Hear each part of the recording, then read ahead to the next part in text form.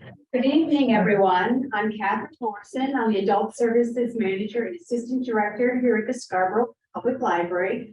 Welcome to everyone who's here in the room. We also have an audience at home on Zoom, so welcome to those remote people as well. We start every program with a reading of the library's land acknowledgement, recorded by Alan T. Paul, a member of the Maliseet Nation and library trustee. The Scarborough Public Library acknowledges that it is located in the traditional homeland, past and present, of tribes in the Wabanaki Confederacy. We recognize and honor the current tribes who comprise the Confederacy: the Penobscot, the Passamaquoddy, the Maliseets, and the Micmac, who have stewarded this land throughout the generations. We acknowledge the Owaskoag people who once lived in what is now Scarborough. We respect the traditional values of these tribes and support their efforts for land and water protection and restoration. In offering this land acknowledgement, we affirm Indigenous sovereignty, history, and experiences.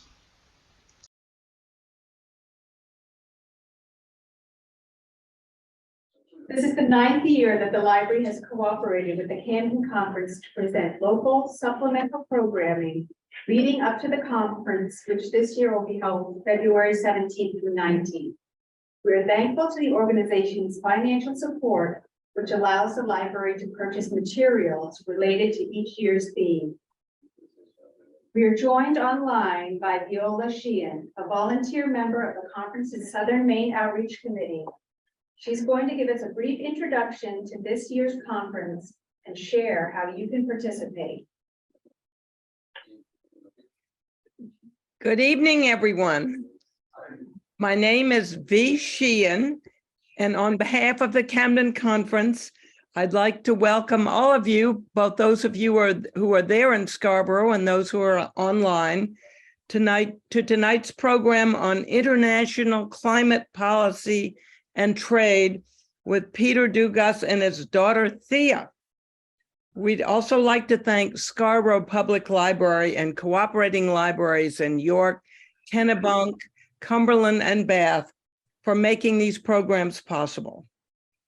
Tonight's event is part of a series of free public programs in libraries throughout much of Maine, leading up to the Camden Conference weekend, February 17th to 19th, on global trade and politics, managing turbulence.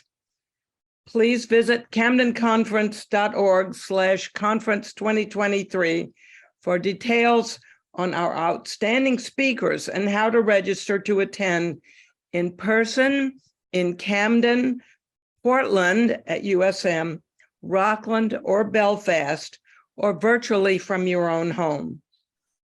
One of the speakers will be Mark Wu, a rising star at Harvard Law School, who is affiliated with Harvard's Environmental Economics Center. If you haven't attended a Camden Conference, I urge you to consider this lively, stimulating, and rewarding citizens forum. And now back to Catherine to introduce Peter and Thea.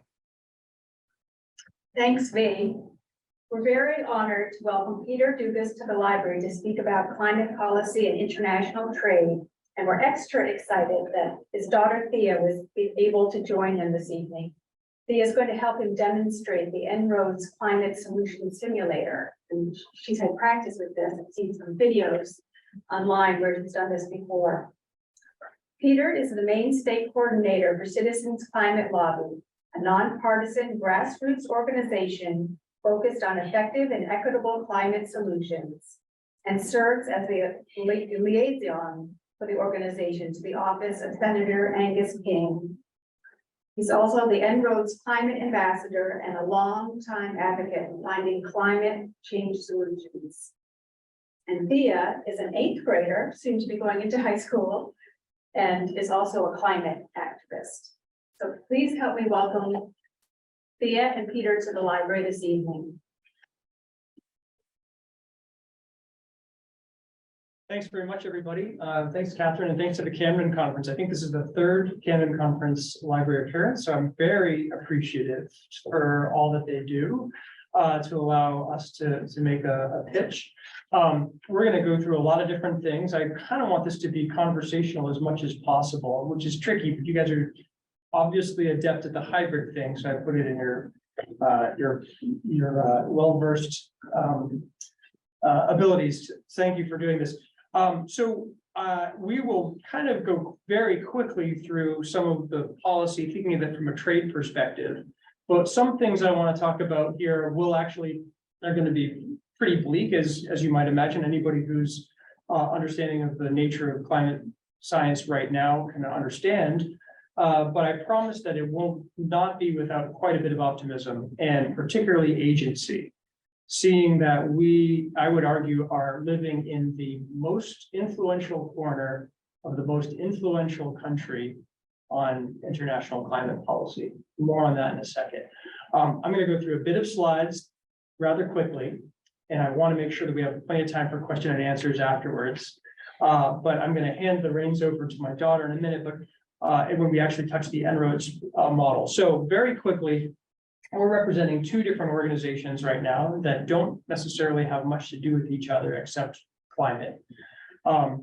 MIT's Climate Interactive is a nonprofit arm of MIT Sloan School of Management that developed this tool that is an impartial third-party reference source that's continually being updated with the latest science and economic studies of what could be done on a global scale, policy-wise, and its effects on not just climate and temperature increases, but also the cost of energy, poverty, food stocks, ocean sea level rises. You name it, we'll see quite a bit of that. The other thing that we talked about was Citizens Climate Lobby, which Catherine mentioned, was I'm the state coordinator of for the state of Maine. We have about 2,000 members in the state, about over 200,000 members across the country. So very quickly, I'm going to go through a few slides. We will quickly go through stuff which I'm sure you've probably seen before. First, this is the picture of the past 800,000 years of CO2, atmospheric CO2 levels retrieved from ice core samples and other data. And you can see where we have gone in those past 800,000 years and where we are now. Since 1950, it's had this tremendous spike to the current level of where we are at 2023. And there's a grand correlation between that CO2 levels on the top here. This is just the past 400,000 years. You can see the ups and downs don't necessarily perfectly reflect global temperature ups and downs, and also and sea level, but there's a rough composite. There's at least 24 robust lines of inquiry showing that not only is the climate changing, but that it has to do with parts per million of CO2, which is coming carbon dioxide in the atmosphere, which of course is coming from human sources, from burning fossil fuels.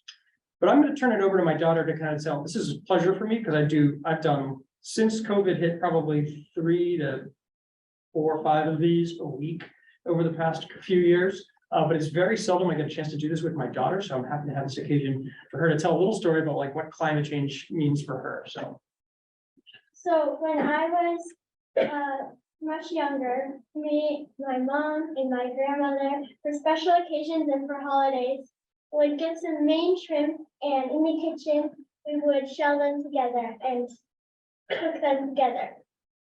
The last time we did that was in 2013 when I was 4 years old. And we haven't done it since.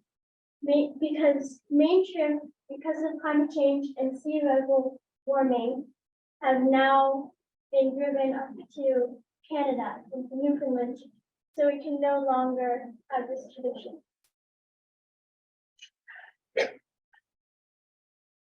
Not only Maine shrimp are affected by this. In Maine, we have a lot of things that are very vulnerable due to climate change, such as skiing and snow. But even if you're not a winter lover, the beaches will be washed up, and blueberries, which will also quickly go away, as well as lobster fishermen, and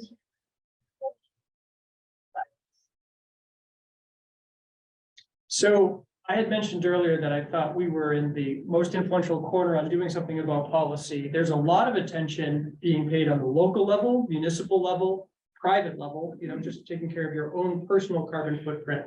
But we haven't, and there's a lot of laudable progress on all those fronts, including the state of Maine, which has this fantastic bipartisan movement towards a clean energy future with Maine Won't Wait.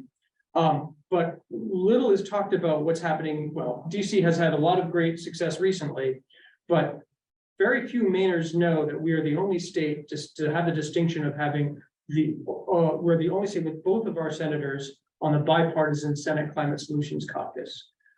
Senator Collins and Senator King are both on that austere group. There's 14 senators of all. There are 7 Republicans, 6 Democrats, plus Angus King, who's an independent, of course, who caucuses with the Democrats. And we have a lot to celebrate.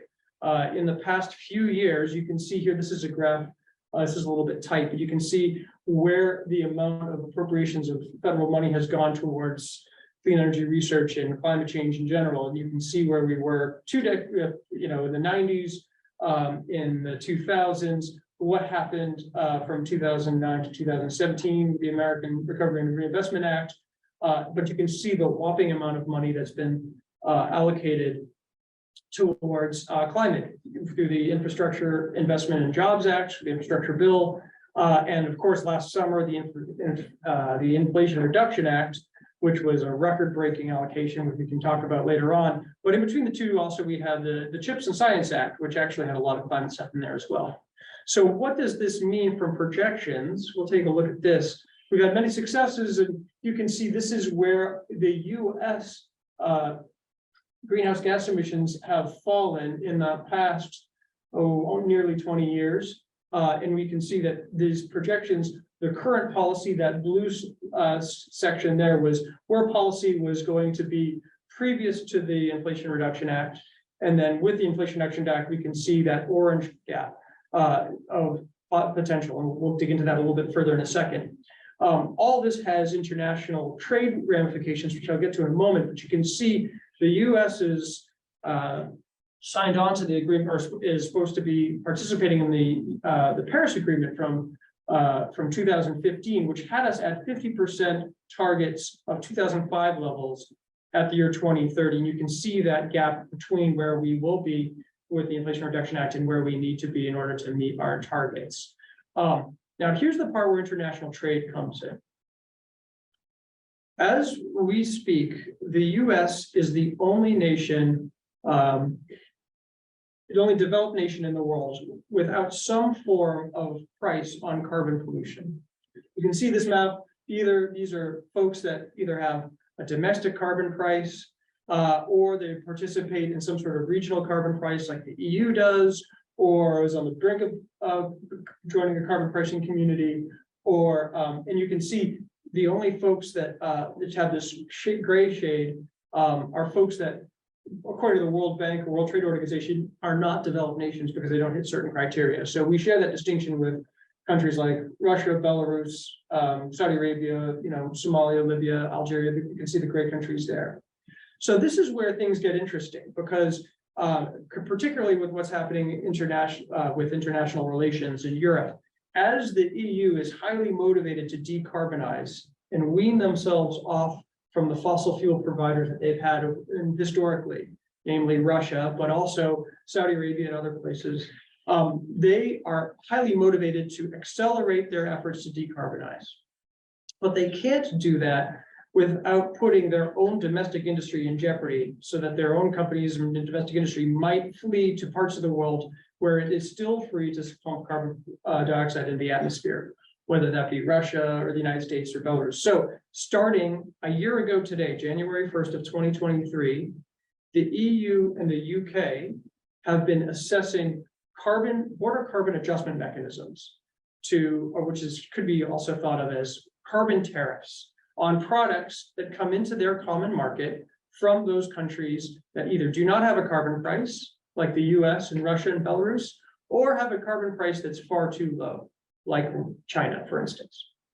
So what they would do is they're accelerating their carbon pricing schemes within that common market, and then they're rolling out over the next few years. This long calculation is going to take a couple of years to figure out of hitting the higher carbon quantity industries first, like steel and concrete and other markets. And then as time goes on, they're basically going to either force those other countries to either join the carbon pricing international club or be levy this continually increasing fee. Now that may seem like it is a situation that's going to be just onerous on US trade. And to an extent it is, and also to other places. But because the US in most markets already is pretty efficient as far as their carbon footprint per those markets, they actually have an advantage that is not yet monetized. So this is a fuzzy slide, but you can see that the US here, if we were to make our generic product called a widget, whatever you will, if we made that at 1 unit of carbon emissions for the product that we're making, for most of the parts of the world, we actually make that much more carbon efficient than other parts of the world, save only the the EU and the UK. So for instance, if our widgets take 1 unit of carbon emitted, we're already where that compares favorably with Canada, which is be 1.3 of that same unit, and also Brazil, Mexico, significantly to China, where their products would be more than 3 times as carbon intensive than our products would be on average, nearly 4 for India and more than 4 for Russia. So think of it this way. If we are exporting steel, say I own a steel plant in Maine, if we have one, and I was exporting that to the EU, if it was a bilateral relationship, as it was explained to us from one of our biggest advocates within the Senate, Senator Sheldon Whitehouse from Rhode Island, who's a strong advocate for carbon pricing in the international front. If it was purely a bilateral relationship where we're trading our steel and then the Europeans are importing it, they have a choice between either importing it or taking it on, making it from their own domestic plants. Because their domestic plants are already pricing carbon, they would have a more expensive process. So we would actually be losers on that end. But it's not purely a bilateral relationship, it's multilateral. American steel wouldn't be just competing with EU steel, it'd be competing with Chinese steel, where we are far more carbon efficient, and Indian steel and Russian steel. So in effect, this is the reason why we're seeing a lot more business-friendly conservatives talk openly about border carbon adjustment mechanisms in particular, and carbon pricing in general, so that the US will join that club of nations because it's going to make money for US businesses, and it's also going to bring back domestic manufacturing, where we have been relying on vulnerable supply lines coming from parts of the world that have significantly dirtier carbon footprint. So we'll get back to this in a second. That's a lot of information on trade and climate policy. But why are we talking so much about carbon pricing? At this point, I'm going to actually get rid of the slideshow and switch hats and share the En-ROADS model. Actually, I usually switch hats. I'm just going to give my hat to my daughter and have her talk about it. So this is the En-ROADS model. I'm going to let my daughter take it away. So this is En-ROADS, which is free to use to the public. Well, we can send the link to anyone who would like to use it. It is a climate simulator model made by MIT. And you can see there are so many different graphs that you can see, so many different equations happening here. But the ones we like to use are the global sources of primary energy on the left. So you can see coal, oil, gas, renewables, bioenergy, nuclear, and new zero technology. And then on the right is temperature change. So the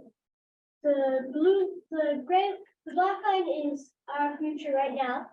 And as we change the sliders on the bottom, the blue line will change. The gray dashed dots lines are what we're supposed to get below in order to have a sustainable future. And right now in 2023, we're dangerously close to that great 1.5 degrees Celsius temperature increase. So on the bottom, this is an interactive tool, so you can play with these sliders. This is energy supply, so this is incentivizing or disincentivizing economically these sources of energy. So coal, oil, renewables, nuclear, natural gas, near zero carbon, bioenergy, carbon price, and transportation and buildings, both for energy efficiency and electrification. And then you can control the population or economic growth, land and industry emissions through deforestation and methane and other gases, or carbon removal in afforestation or ecological. So this is the part where you get to bring your ideas to us. What would you like to see on this graph? What do you think? So I have a quick question, just because I really don't hear this. Are there dots now underneath the graph, Thea? Is that where things actually are? Is that where things stand? From here to the left is, I'm not talking about the graphs here, but just below all of those. The slider. Are they just randomly, or does that reflect our actual? do you want to answer this one? Okay, so the way this works, all of these are just pictorially. There's no units on this. Right. They want to make this as user friendly as possible and not scare people off with tons of data. But if you want to know the data of why coal is on that spot, this is a great question, left to right, you can dig in any of these three dots, will give you a deeper dive. And you're ready for this, you can dig through and you can model different policies to either disincentivize or, God forbid, incentivize coal, and read up on exactly where they're getting their data from. But in short, and the units and exactly, talk about what those all mean. But what really is happening here is there's a lot more we could do to disincentivize coal, which is why there's a lot more real estate to the left of where that nub is now than where it is on the other side. So that down, it reflects qualitatively, not without numbers, the actual situation that in the world we're using that much coal that's almost at the. Well, it's not necessarily a magic wand of the coal is being produced and being used is at this level, whatever that unit is. It's actually, there are parts of the world that are doing stuff to disincentivize coal, but not nearly as much as there could be. Does that help? Sure. Okay. Great question. This has been so formal. This is very different from usual because we're speaking very formally because we know we have folks online. I hope we're speaking well enough for you to hear. Normally, this is very chatty, so please offer up what you think, or to Thea. You don't have to talk to me. Talk to Thea and what do you hear as climate policies or green energy technology policies that you want to see modeled on this global model? And Peter, I forgot to mention in the introduction that people at home should chat to the host and through Zoom, and we'll pass on any questions or suggestions they have. John, you fixing your hair? You got it. Well, yeah. Okay, yeah. And I'm giving up on the former because it's not gonna help, but, so the one wild card that is unpredictable and is conflict, and things like economic growth and all, assume that, you have a control situation that you can adjust things and everything remains static, but is there any taking into consideration war and what we've seen the last year? Is that just completely flips the equation in terms of exploring from the oil and opening up reserves? Yeah, that's a great question. It's hard to model on this because this is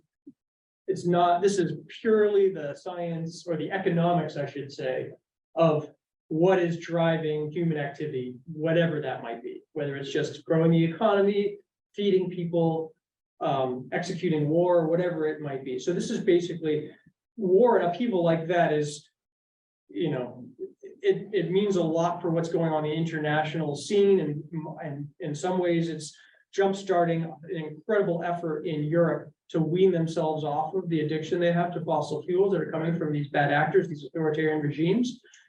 However, it's hard to model in this just because this is just saying, you know, what's supplying the world and what's not. And as terrible as what's going on in Eastern Europe, it is still a small part compared to like the global system. Does that make sense? So really, this is talking about like, what happens if we were to, you know, go ahead, David, do you have an idea?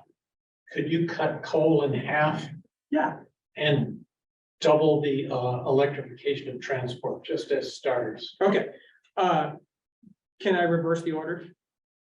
I'll do that first. So let me do one first. So electrification, that's actually that's probably, having done over 100 of these, the electrification of transportation, especially for Mainers, is like the first thing we talk about. I should let you feel this. Go ahead. But if I were to grab this, you might want to imagine what's going to happen. This is globally reminding you of what's going to happen, where energy is coming from globally, not only, you know, from here on, from now to the future, but also where the temperature change is going to go. So have a mental picture and we'll move it, okay? So here I'm moving it. Do you see things moving both within the temperature and where the energy is coming from there? Yes, so you see, you go back and that's oil, the red line. And then when you put it back, it goes down very much. But the temperature only goes down from 3.6 increase to 3.4, so 0.2 degrees Celsius. And we're trying to get to 1.5 or 2 degrees. Again, nothing is bad if it's going in the right direction, but it's not going to get us there all together. David's other point, remember, could you say what that is? So we're going to put disincentives. Again, this is not a magic wand making coal go away. This is economic disincentives to coal. So taxing or some, you know, you could model a global treaty to half our coal plants if we wanted to. But let's just grab this and go half and see what this does. So you can see that this caption there says very highly taxed. It's not getting rid of it. We can bring it all the way down. That's actually one of the stronger single policies. Yes. What else? What if we highly incentivize nuclear? Oh, good one. Okay, I was expecting that. So I'm grabbing this. Incentivize. Back to the right. Did you see the movement there? I'll back up and do it again. See, watch this blue line.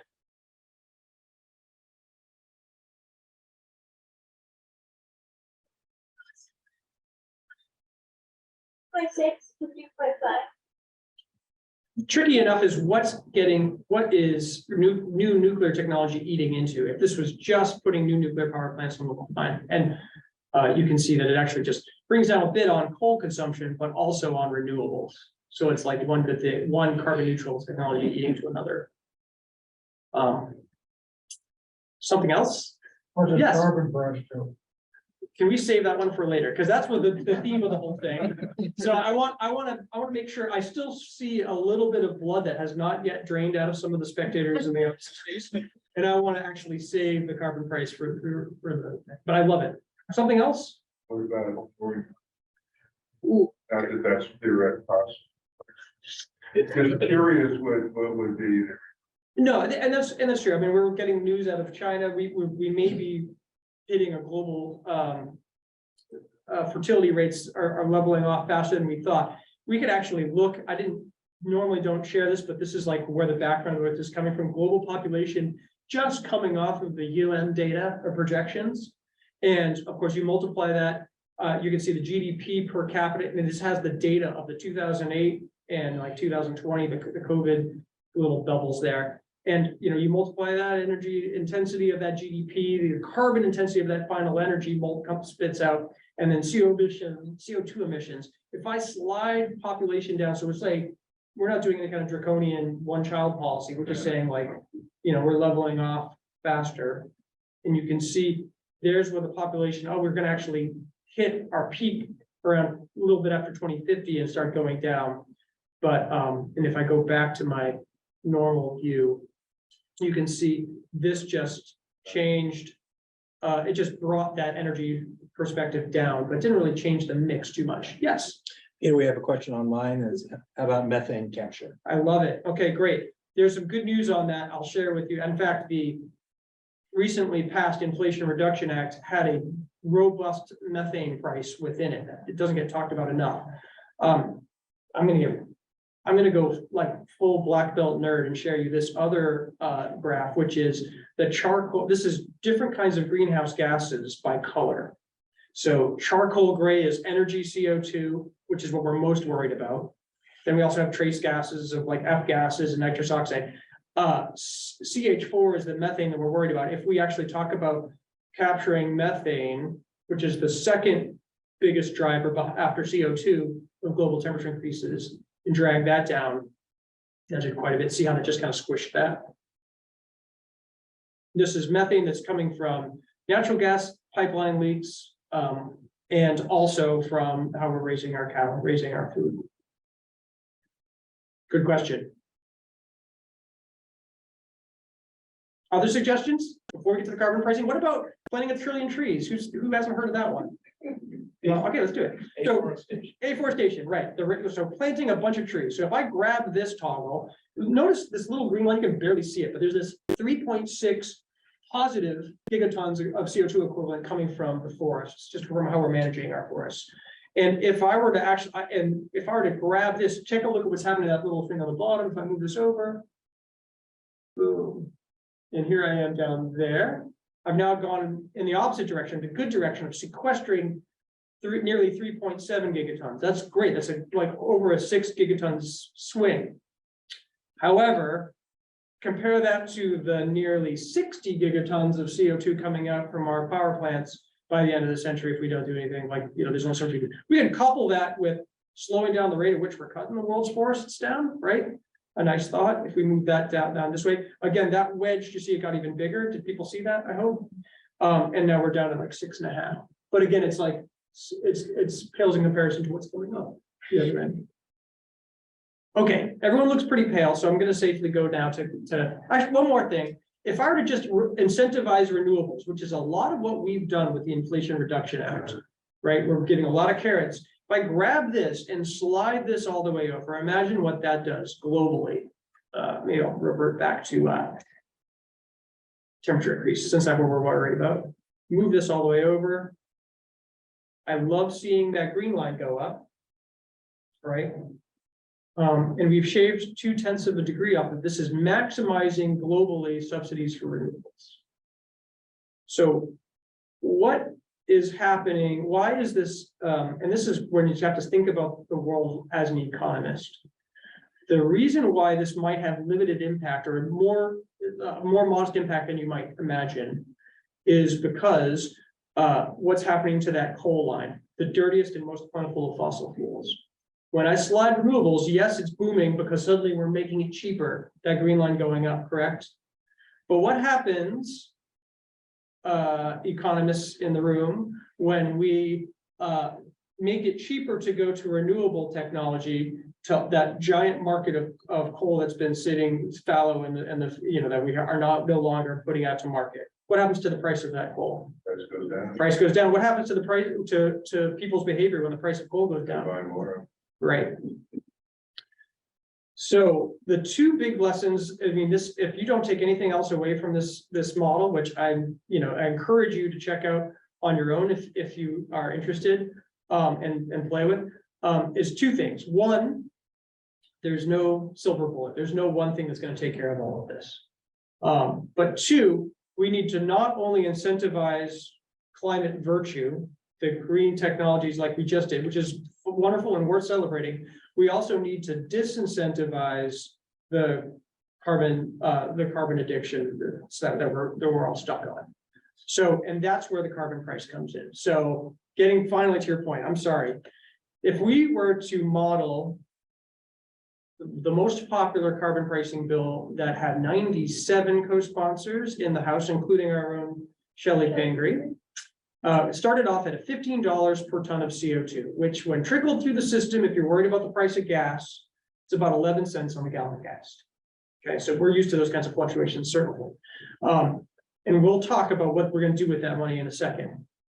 But if we put that in starting this year, it was, let's say it passed this year, and it goes up every year for the rest of the century, which is 77 years, by $10 a year, which is conservative according to the legislation, but let's model it conservatively. So 77 years times $10 a year, 10 times 77, plus the initial 15. So by the end of the century, it's going to be at $785 per ton of CO2. You can see this gradually increasing price as it climbs. Remember, the US is the only developed nation without a carbon price, and you can see what this has done. Not only did it ramp up green technology, but it really put the kibosh, particularly on coal, the dirtiest and most worrisome carbon source, but also on oil and natural gas after the fact. And we've changed this curve down. Again, we need more, right? Especially if we're going to try to get to 1.5, but to even get to 1 to 2 degrees. But this does more than at least 4 times any other single policy, which is why the 200,000 plus volunteers within Citizens Climate Lobby have advocated for this consistently for over a decade. Why more economists agree that carbon pricing is, agree with the UN saying that carbon pricing is a quote unquote necessary condition for stabilizing the climate. But if we add, so let's go back to seeing where greenhouse gases, let's try to why stop there? What happens if we add on to that methane regulation?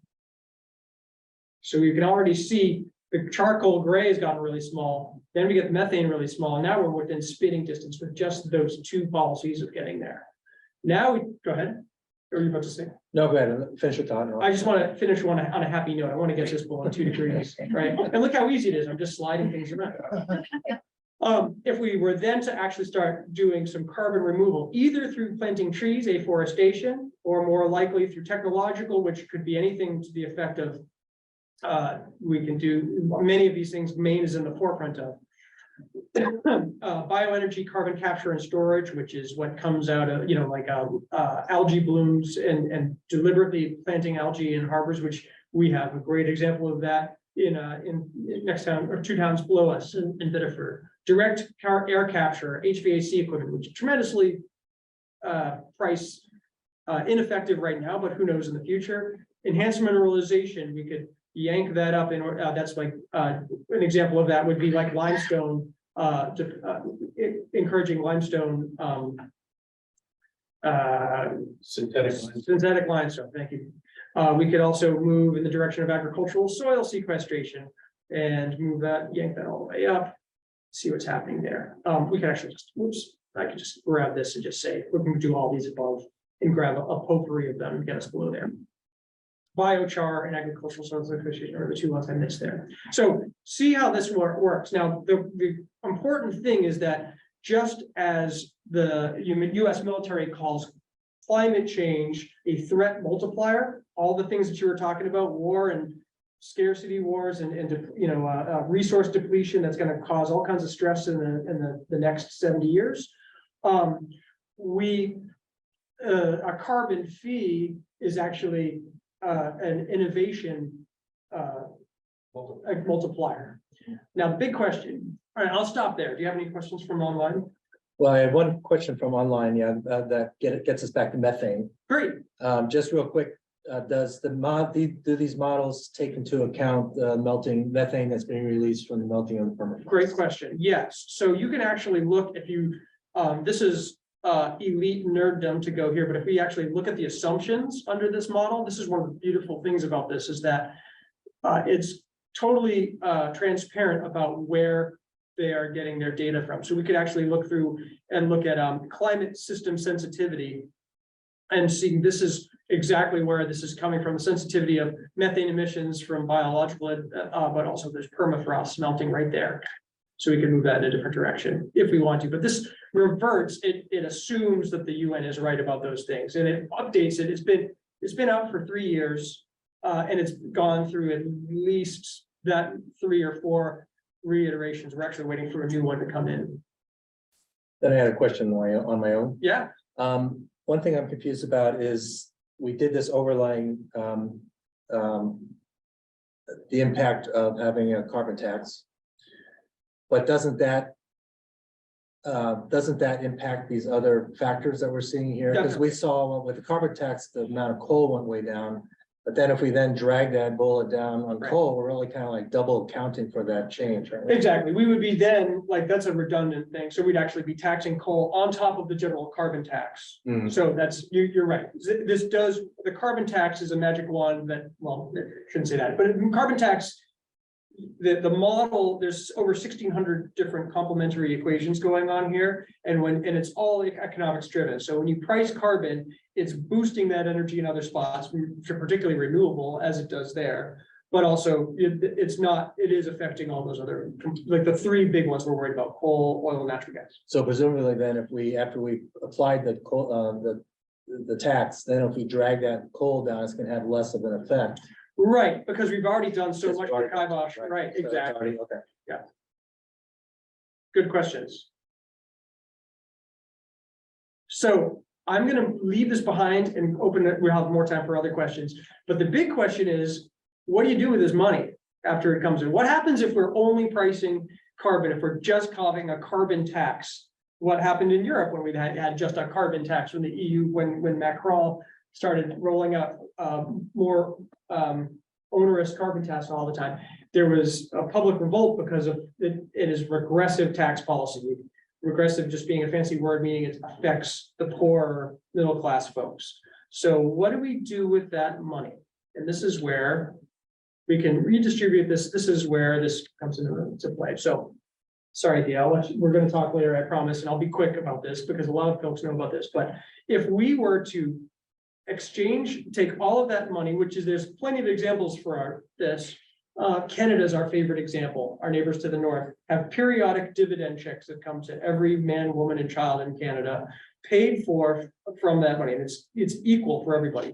If we were to, so it's applied at the source, so the oil derrick, coal mine, the fracking site, or the port of entry.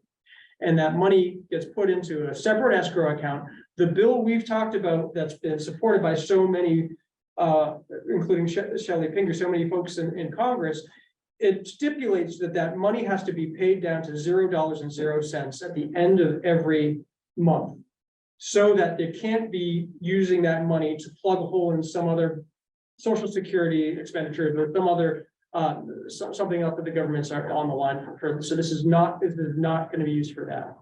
And you can give that money back in a number of different ways. On the left, we're looking at, this is the bottom, light blue is the poorest quintile, 20%, and it builds up to the richest, which is up here. If we gave this back in terms of just capital gains tax recycling, it's roughly regressive. It hurts the poorer folks.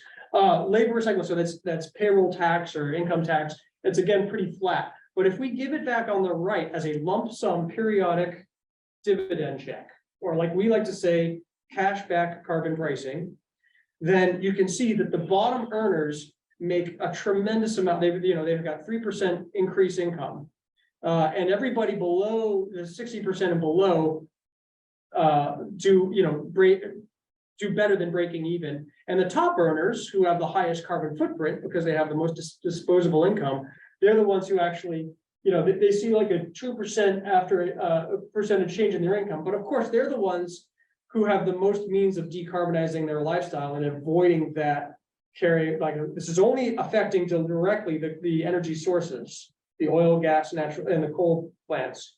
But they're of course going to pass that down to everybody through the entire economy. And as we do this, we can see this is the same situation with 10% income. So again, bottom 10% income, the bottom 10% of earners, the top 10%, and you can see everybody breaks even to about 70%.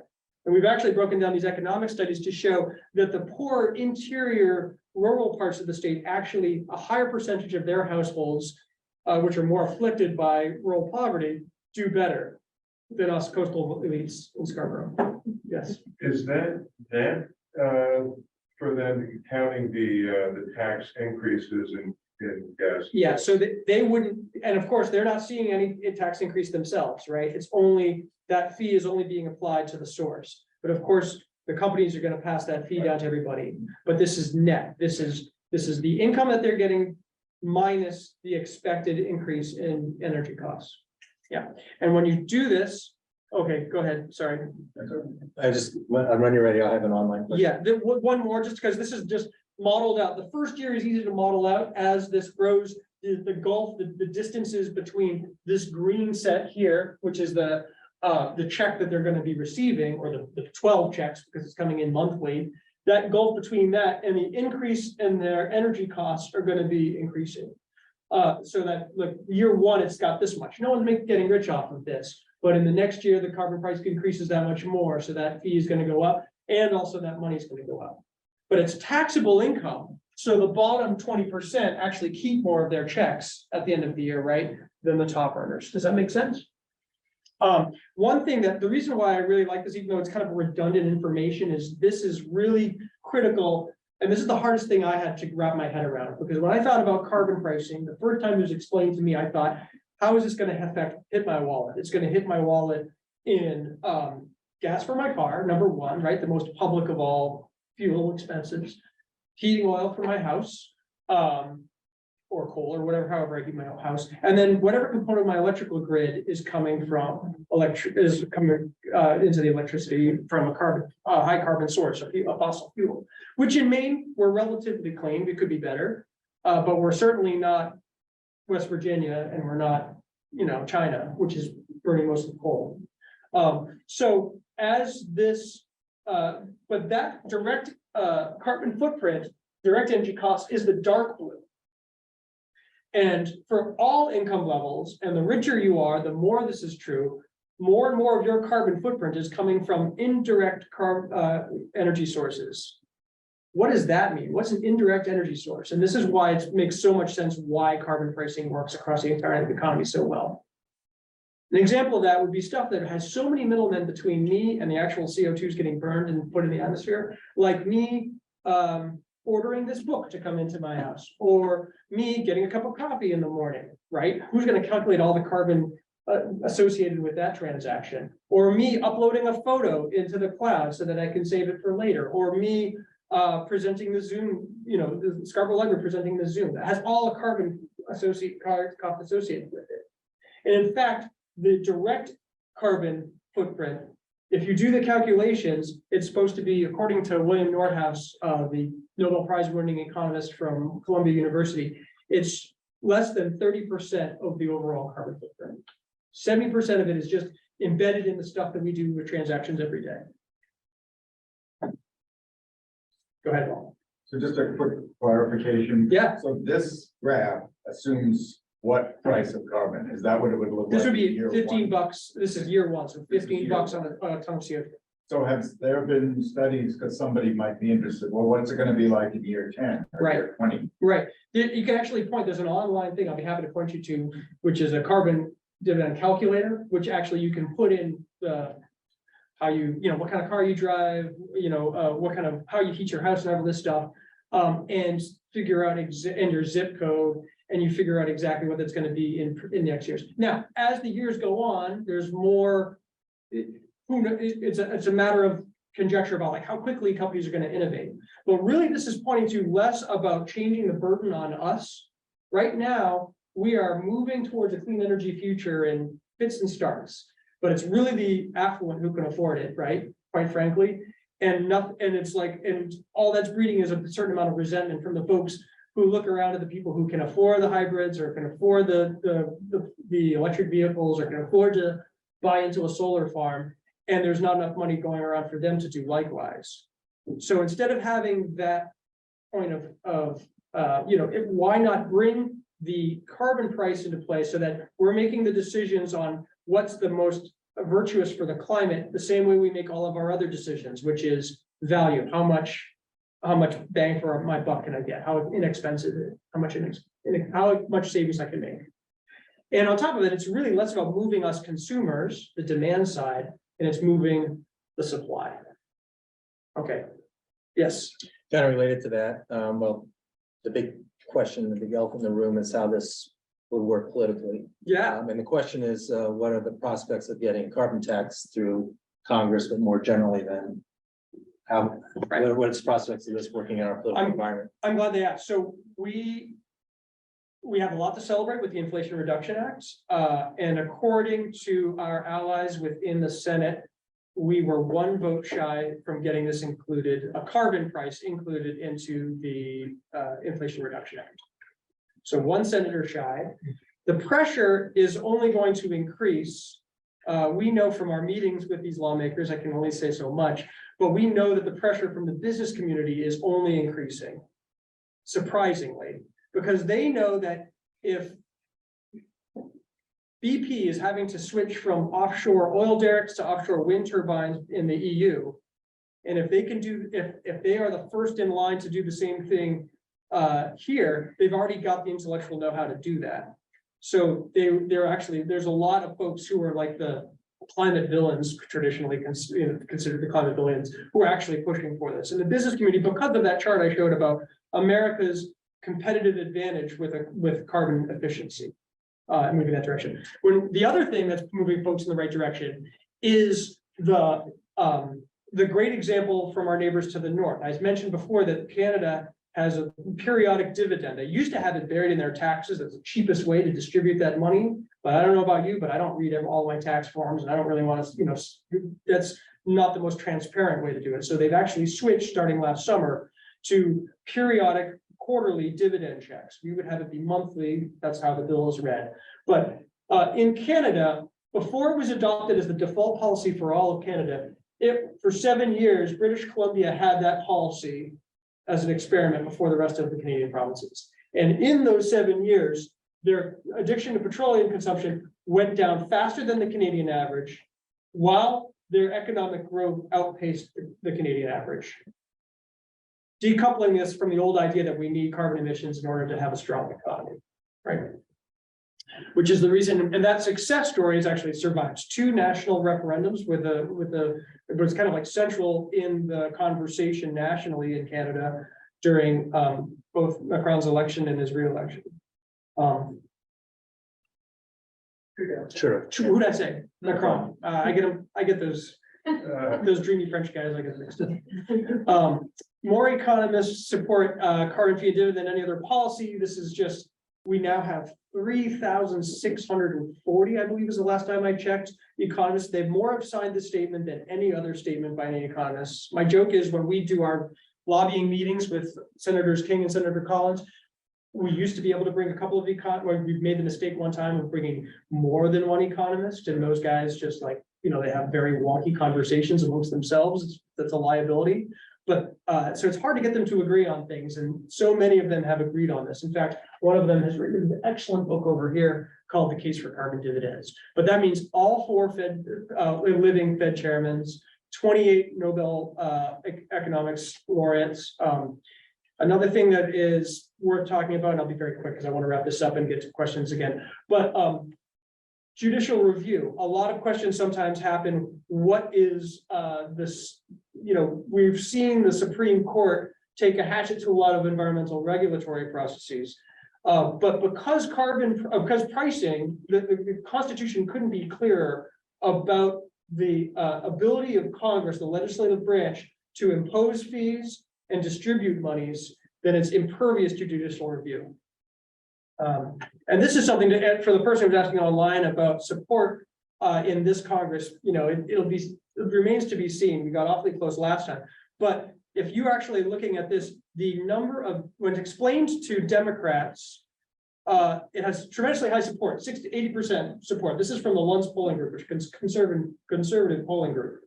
But amongst Republicans under the age of 40 on the far right, it's almost the same. It's 75%, according to their polling. Really, a lot of this, as we said before, is business communities really begin to come on board and realizing that there is an opportunity to make more money with take advantage and monetize that advantage. And these are just some of the things that we've, many of the folks who have endorsed this policy. We have over 150 businesses in the state of Maine that have endorsed. We have 28 or 29 Maine municipalities that have passed resolutions supporting this. We're working on getting a resolution passed through the State House. Actually, Scarborough is like kind of a pocket of a town that has not passed a resolution. We have Saco, we have Portland, we have Portland, South Portland, Cape Elizabeth, unanimous passage of a resolution, which is just a piece of paper saying to King, Collins, and Pingree that we like this policy because it means money back to folks, and also we can keep Scarborough Beach. But Scarborough is actually yet to pass that resolution. But that gets a lot of attention because it's not just the folks within the greater Portland area. We have towns like Vienna and Mount Vernon and Hamden, and towns that have went significantly for the Republican candidate in the last couple presidential elections. But they understand that they'd rather see something like this, which checks a lot of boxes for not only taking care of the climate, but it relies on markets, doesn't increase the size of government, right? Money in is money out, doesn't pick winners and losers. It's in a lot of ways, this checks a lot of boxes for conservatives as well. Okay, yes. Can I fill in a little bit on? Please. The question of what are the political prospects? It remains to be seen what useful things can come out of the present House of Representatives, but within the present House of Representatives, there is a conservative climate caucus that has 70 Republican members, 70 Republican members in the House. That's twice as many as in the Freedom Caucus. There is a new chair of Environment and Natural Resources, Bruce Westerman from Arkansas. He graduated with a master's in forestry from Yale, and he is all about doing something that will pull carbon dioxide out of the atmosphere and helping forests grow. And he says, I've already had conversations with Senator Manchin across the board and across to the other house. So I'd say that don't be totally dismissive. Be open-minded as to what may happen in this present Congress. Thank you. Yeah, for that clarification. I'm trying to think of the group of Republican lawmakers who went to the recent COP in Egypt. And I'm trying to think of the name of the guy the representative from Utah, who's John Curtis. Who's the chair. He's the chair of that conservative climate caucus in the House. Yeah. And And one of the big leaders within the effort to get a state resolution passed asking for carbon fee and dividend is Republican State Senator Rick Bennett from Norway, who's very keen on this and really understands this. But this isn't going to happen with us. It helps to learn and helps to tell friends, but it's really, nothing gets done unless we start activating and moving them in the right direction, leading our leaders. I'll end with this, if that's okay. And I want you to say a little bit more, but this is just kind of putting carbon pricing in perspective from another different, instead of global parameters, but also trying to reach our goals, both from the Paris Protocol negotiations, but also from Biden's plan to try to get us to 50% reductions by 2030. This is a trajectory that we are on, including from that straight line down from what was just passed with the Inflation Reduction Act. This is Inflation Reduction Act without permitting reform. We've got a bit of a bottleneck problem where we are asking for a lot more renewable power to come onto the grid, and we don't have the capacity for it without some streamlining, without being able to get that in the right direction. So if we were to add that, we would then get to 40%, 40 of that 50 that we're obligated to get to. Not only from our treaties, but also, for the health of the climate and for the future of the species. And then we have carbon pricing actually gets us past that goal to 52%. Excellent. But why stop there? If we were to add what Dave was just talking about, investing in healthy forests, which is a big thing for a state like Maine. We have we're the most forested state per capita in the country, and with healthy forests and revitalizing a healthy, not just sequester, like saying that these are permanent sequestering, but also a healthy working forest too. And I should have said that when we were talking about carbon pricing, Maine has very little at stake because we don't have any native fossil fuels. But we do have a lot of industries that would be booming in a future where if steel and concrete have a carbon price attached to it, wood products like cross-laminated timbers, which are coming out of the University of Maine and Orono, and wood fiber insulation, which is coming out of like GeoLab and up in the renovated Madison Mill. That's not only carbon neutral, it's carbon negative. It's permanently sequestering that carbon into our built structures. And then adding on to that energy efficiency and electrification, we get down to that 60% goal. When I was doing data entry the summer of 1997, I talked to on climate change and had my eureka moment about how in trouble we were. He could easily pull himself back from what he had at stake and say how funny humanity is, treating him like a scientist, that they would deliberately and knowingly drive themselves off a cliff where we have the knowledge to do that. Since that conversation, which was my freak out moment, nearly 25 years ago, humanity has emitted more carbon dioxide into the atmosphere in those past 25 years than in all of human history till 1997, when that conversation took place. So if we have that much work to catch up on, we're gonna need more than 50%. Okay. I'll stop there. Thea, could you say a little bit more? I'm sorry, I've been talking a lot. I do want to open up for questions, but could we talk a little bit about what we do or what we're looking at here? So this is the countries in the darker colors have the more amount of carbon emissions. So the United States, Russia, and China are the darkest there. And on the right, that graph shows the most climate deaths, and the darker colors are the most climate deaths. So it's almost like it's completely opposite. The United States, Russia, and Russia are 0 to 1, and when they were emitting the most carbon dioxide emissions in the latter graph.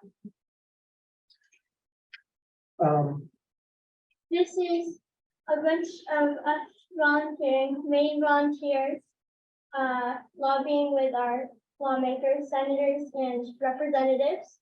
I am in the top one, lobbying with Susan Collins, and this is with Senator King on Zoom. There's Shelley Pingree. I'm thanking her for being an original co-sponsor of the carbon free and dividend bill on the bottom right, and then us with King on the top right, and in the middle there, King. King, yes. Yeah. King. So this organization is filled with everyday volunteers. There's a picture of many volunteers after lobbying with lawmakers in DC. We thank you for listening, and please, if we have a QR code set up right here, I'd love to take your name and contact information if you'd like to volunteer, even if it's just 5 minutes a month. Just a couple of clicks can mean the world to me. So. Yeah, thank you. If more questions, I would just say that some of the things that we could do, I mean, this all works because of, regardless of how much you feel comfortable with this information, feel free to ask us any questions, and I will give you, I'm a perpetual resource. But as I said, let me just leave with this, we have a lot of work to do, but we, again, because of our 2 very influential senators, live in the most influential part of the most influential country on this existential issue. So please help if you can. Thanks very much. Other questions? Yes. I got actually 2. Yeah. One is that I'm just curious about what kind of data is coming out of European countries. What did they have carbon pricing now, or what? And how has it? Would you find similar graphs, or is it all over the place? Is that not possible to? They have overlapping policies. There's since the 90s, they have had a cap and trade policy, which is a different form. It's a little bit clunkier. It's a little less clean. It also doesn't provide the same kind of money back to folks that fee and dividend does, the cashback carbon pricing does. But then there's other countries that have it, like the Scandinavian countries have an overlap on top of that to bring their carbon price. We're talking about $15 on a ton of CO2 emission. And when, in Scandinavia, it's 140, At least 120 in Sweden. 120 in Sweden. So the problem is, that's motivated a lot of innovation and it's gotten the markets to move in that direction, as you know. But the matter of getting folks to act, it's problematic in times when they try to accelerate too fast, like we saw with the Gilets Jaunes movement in France, where that money was getting back. But it has, go ahead, David. Yeah, in the UK, they've had a price on carbon for 5 or 6 years. And it is attributed as the reason why the coal industry has essentially gone out of business. And famous yellow fog, UK, no more, much cleaner skies. And even outside of the climate issue, that's just saving them a ton of money from short sick days and work costs and burden on the national healthcare system there, because they're not having asthma and other particulate matter caused respiratory illnesses that are really taking a kibosh into their economy. But yeah, Canada has the best one-to-one scenario. Even then, it's just now getting transparent with the dividends back, and it's still every 3 months instead of what we want is every month, because it's how checks come in. But when we got very close another time besides the 90s and this past year, we got close to carbon pricing was in 2009. And there was a real impetus to go towards a European style cap and trade policy. And Senator Collins, we should be thankful for, was worried that would have adverse impacts against the poor, because it was just going to be passing that burden down to them who are trying to make ends meet as they're passing, as they're living their lives and trying to save up a little bit. So she actually talked about, instead of a cap and dividend, cap and trade, she was talking about cap and dividend, taking the proceeds from that market for the ability to pollute and giving that money back to folks, which is very, very similar to what we're talking about here. In fact, what we're talking about is a little bit less market intrusive. It's just put a price on it, let the market work it out, right? James, Good question. Yeah. I have one other, this is practical, just on the point you were saying. I think when I've spoken to people, including family members, about this, there's a certain amount of, yeah, sure, you're gonna raise my price of gas and maybe I'll see a dividend check. And I wonder how the legislation is crafted. What's the temporal relationship between, say, the rising price of gas? Suppose it does go up 10 or 15 cents. Do the checks come right at the same time? Oh, I see what you're saying. Do you have to wait 6 months to get a check? Or Go ahead, David. You probably was better than I do. First of all, there's no bill right now, because it's a brand new Congress, right? right? The way the last one was written, there was an ability for the US Treasury Department to start issuing the checks 1/4 of a year before the start of the tax. Right. So that people would begin to see this carbon dividend come in the door and say, what?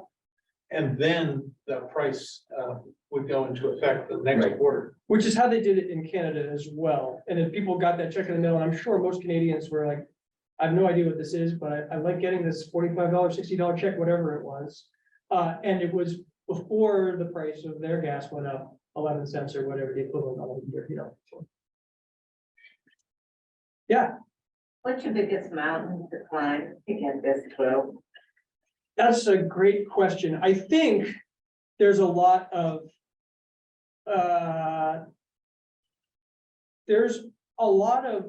doomism about this. There's basically a lot of people thinking it's too late. We're goners, and we're not gonna be able to do anything about this. And the people who know about, or who have like figured out the situation to an extent, there's a lot of that, which is terribly untrue. We still have a lot we can do. We can actually vote a lot in the right direction. So it's just a lot of folks feeling like I'm powerless. What's little old me gonna do about this? What am I supposed to do about this personally? But as Margaret Reed's, I'll paraphrase because I don't know the quote, it's just like, never underestimate a group of well-motivated volunteers to change things in the world. Because in the end, that's the only thing that's ever changed things in the world, right? So when you, one more question. Sure. So when you hope the carbon tax does, and making it as least painful as you can for the people who are paying higher prices at the pump or whatever. How, your goal is to get those fossil fuels out away. Yep. Can we recreate other sources of energy fast enough? If- Without losing our economy and. If the market, I mean, well, think of what happened in Canada. They have their petroleum, half of the Canadian national average on decrease in petroleum consumption, and their economy flourished. So yes, it's just a matter of, we have the technological capacity to do this. We just don't have the political will yet. But business is moving in that direction, so that's definitely helping. You know, this has been endorsed by like many different groups, from like just a pure humanitarian, because of the chart of who's dying because of this right now. And that's 22-year-old data. That's from 2000. I'm sure it's a lot more than 150,000 people per year now. But that's why it's supported by the U.S. Conference of Catholic Bishops and Pope Francis and all these other churches. You know, like there's a lot of things moving in that direction. But yes, we have the means to do this. We just don't have enough people speaking up about it. But that's changing, and it's going to change more when we start getting on the receiving end of these tariffs coming from the other countries who are all part of the developed world, every one of which price carbon in some way or another, except for us. So, and it's really, even, and you're worried about gas prices. When we last met and we're trying to push this through, or we weren't, we were just trying to get the Inflation Reduction Act across the finish line. And we were talking less about carbon pricing, but it did come up because they know who we are and why we're about to meet with them. And they were asking us, you can't ask us to put another nickel on a gas price in this atmosphere. This was in June when gas prices were at $4 a gallon. So what happens, we actually shared a study with them from Resources for the Future, which I could share with you. Gas prices are just really public, but if you were actually exempt gas prices from this, if you had like some way of exempting gas for your car, for your vehicles, how much do you think it would eat away at the expected savings on your CO2 emissions? Like just a number, do you think it'd be like 20% difference, 30% difference? Less than 2%. Less than 2%. Because so much, again, this is good news and bad news. Good news because it means like, oh, actually, that's not going to hurt so bad, or we can exempt it and still have a pretty successful policy. Bad news because it means carbon emissions are embedded in everything we do. And it doesn't have to be that way. But there's no reason to not pollute because it's free to pollute, right? We're just taking the classic Adam Smith economy that had an externality, something that we are not pricing, which is the poisoning the atmosphere, and bringing it into the economy through price. So that all people are judging prices from the same way they judge everything else. How expensive is it? Oh, it's polluting the atmosphere, it's already going to be more expensive. So therefore I'll move to something else. It's moving less us, it's moving the companies that supply us all of our goods and services, who are much more sensitive to these slight price fluctuations, the up and downs, because those are the folks that have to make ends meet, and they're keeping good attention of all that stuff. So when they see that the price is going up year in and year out, and it's persistent and predictable, they're either going to change and decarbonize their fuel lines or whatever they have to do, or they're going to perish at the their competitors who are figuring it out when they're not. The tariff idea, is there some way to monitor that, some satellite, us versus China? In other words, who's going to sell products to the EU? What's the way you actually can quantify that so that the tariff can be fairly applied? What's the incentive going to be to a country like China, for example? Well, since the EU and the UK have announced that they're going to be applying these carbon tariffs, China has already talked about broadening their carbon price on more parts of the economy and increasing it, because they don't want to be on the receiving end of these, because it means less market share for them. Right. So, and they can do that, relatively quickly. It's a very complicated process to price exactly the life cycle carbon they're hitting 7 sectors to begin with, and don't ask me to tell you all of them, but I know steel and concrete are high up there because they're such huge emitters of the process of building steel. So when they start doing that, then they can do the life cycle for that, and then they increase the products and they increase the rollout. But we know when they start, they're basically taking that the price that goes into the life cycle creation of those products and applying it per they're applying it on all those products. So like for China, they have a $5 existing $5 CO2 per ton price. That's more than what we have. They're gonna get hit less with it, but because they have so much more CO2 going into their products than we have, it's still gonna be higher. Does that make sense?